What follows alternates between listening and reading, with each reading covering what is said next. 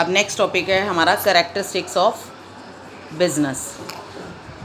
Characteristics of business, because हम BST यानी business study कर रहे हैं, तो हम बेसिकली बिज़नेस के बारे में ही इस पूरी बुक में पढ़ेंगे। तो बिज़नेस के कैरेक्टरिस्टिक्स क्या होते हैं? प्रोडक्शन और procurement of goods and services. Basically इसका काम क्या है? गुड्स की प्रोडक्शन करना या गुड्स की सप्लाई करना और सर्विसेज की सप्लाई करना। एंटरप्राइज इधर मैन्युफैक्चर द गुड्स, ये या तो हम डायरेक्ट मैन्युफैक्चर कर सकते हैं या प्रोड्यूसर से हम उठाकर होल सेलर या रिटेलर का काम करते हुए कंज्यूमर तक पहुंचा सकते हैं। गुड्स हमारे किसी भी तरह के हो सकते हैं। गुड्स हमारे कंज्यूमेबल यानी पैरिशेबल, जैसे दूध, दही, डेयरी वगैरह के प्रोडक्ट भी हो सकते हैं, और कैपिटल गुड्स जो हमारे फर्नीचर हो गया, हमारे मशीनरी होगी, इस तरह के गुड्स भी हम बना सकते हैं। और सर्विसेज में क्या क्या इंक्लूड होता है? कंज्यूमर्स को हम जितनी भी सर्विसेज हैं वो सर्विसेज देना, या बिजनेस फॉर्म्स को, ऑर्गेनाइजेशंस को सर्विसेज प्रोवाइड करना। सर्विसेज प्रोवाइड करने का मतलब है, मान लो अगर हम बिजनेसमैन हैं तो हमने भी तो कहीं ना कहीं से बड़ी वाली मशीनरीज ली होंगी, तो उन मशीनरीज़ के लिए हमें सर्विसेज मिलेंगी, और हम आगे जो प्रोडक्ट्स बेच रहे हैं उन प्रोडक्ट्स की सर्विसेज हम कंज्यूमर्स को देंगे। सेल्स और exchange of goods and services. और हमारा दूसरा काम क्या होता है? एक तो हो गया प्रोडक्शन करना, दूसरा क्या हो गया फिर, अगर प्रोड्यूस किया है प्रोडक्ट तो क्या वो हमने अपने घर में रखना है? नहीं, उसे हम सेल भी करेंगे। तो ये सेल और exchange of goods and services. Exchange का मतलब क्या है? हम यहाँ पर ट्रांसफ़र या एक्सचेंज कर देना, गुड्स की वैल्यू के अकॉर्डिंग चेंज कर लेना। तो एक्सचेंज में हम गोल्ड का एग्जांपल ले सकते हैं। मान लीजिए कि गोल्ड सेल करने गए हैं, तो गोल्ड हम पुराना देकर नया खरीद लेते हैं, तो वो एक्सचेंज ऑफ गुड्स में आ जाता है। Cooking food at home for family is not a business, but cooking food and selling it to other in a restaurant is a business. तो इस तरह से ये हमारी सेल में आ जाता है। सेल करने के बाद हमारा क्या होता है? Dealing in goods and services on regular basis. ऐसा नहीं है कि एक बार प्रोडक्शन करी और एक बार सेल की और इतने में बिजनेस ख़त्म। नहीं, हमारी ये रेगुलर सर्विस होती है, हमें ये काम रेगुलर करना होता है, यानी डेली बेसिस पर ही हमारी प्रोडक्शन भी होगी और डेली बेसिस पर हमारी सेल भी होगी। तो सेल परचेज पूरा ऑल ओवर द ईयर चलती रहेगी। प्रॉफिट अर्निंग पहले ही बता दिया था कि बिजनेस जो है वो हमारा क्या है? बिजनेस का अगर हम सीधा नाम रखें तो उसका नाम है इकोनॉमिक टर्म। इकोनॉमिक यानी पैसा। तो प्रॉफिट अर्निंग इसका मोटो है। अगर ये प्रॉफिट अर्न नहीं करने के लिए बनाई गई है तो ये बिजनेस नहीं कहलाएगा।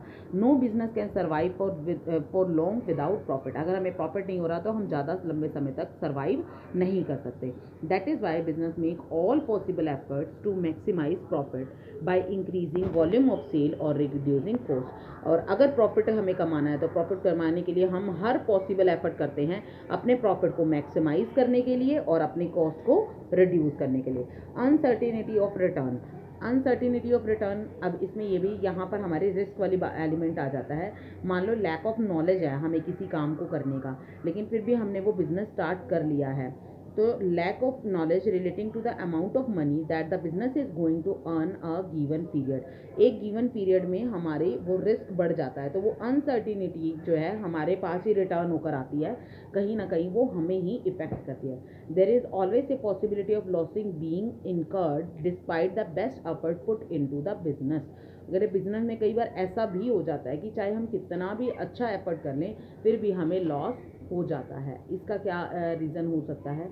इसका रीज़न हमारी कोई भी अनसर्टिनिटी हो सकती है। जैसे मान लीजिए मैंने इस साल सोचा था कि इस साल मैं बहुत अच्छी प्रोडक्शन करूँगा और ऐसा प्रोडक्ट लेकर आएंगे हम मार्केट में कि पब्लिक उसे अच्छे से खरीदेगी। मैंने उस पर बहुत एडवर्टीजमेंट भी की, लेकिन ऐसा नहीं हो पाया। लोगों ने प्रोडक्ट अपना पुराने वाले पर ही टिके रहे, उन्होंने नया प्रोडक्ट नहीं खरीदा।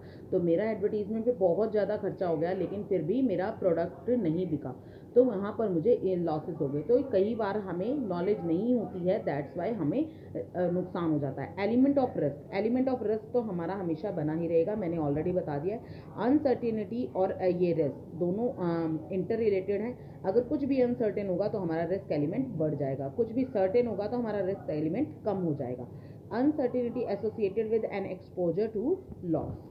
कोई भी अनसर्टेनिटी आ जाए, फ्लड आ जाता है, या कोई हमारे गवर्नमेंट पॉलिसीज़ में चेंज हो जाता है, it is caused by some unfavourable and undesirable elements. और ये सिर्फ और सिर्फ तब होता है जब कोई चीज़ हमारे फेवर में नहीं होती या हमारी इच्छा के अकॉर्डिंग नहीं होती। वो तो ऑब्वियस है। हमारे घर की भी अगर हम एक जनरल बात करें तो हम एक फैमिली है, हम जब हमें लगता है कि कोई बात हमारे फेवर में नहीं हो रही तो हमें ऐसा लगता है कि सामने वाला पर्सन हम में इंटरेस्टेड नहीं है या हमसे बात नहीं करना चाहता।